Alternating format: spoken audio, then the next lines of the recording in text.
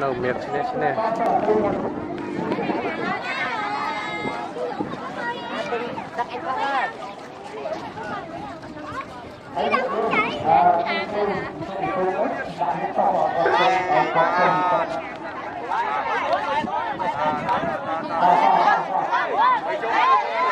đi chơi đi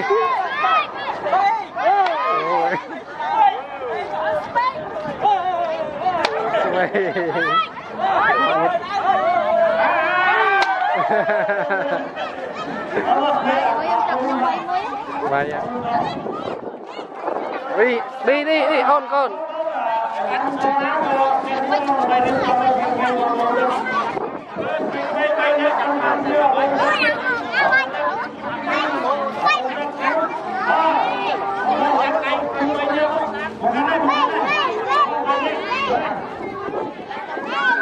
nào mà nè đi giặt cái mấy bây giờ nó mà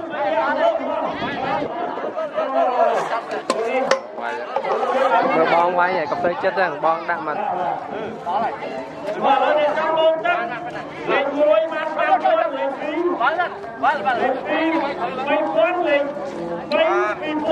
bí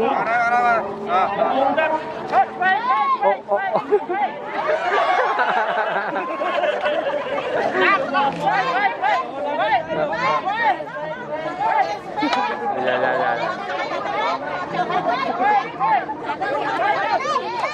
Wait.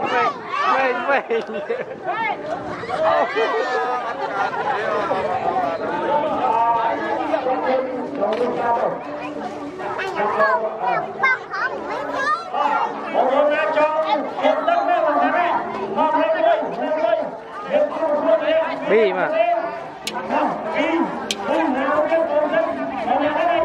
Ê. Thu được lắm.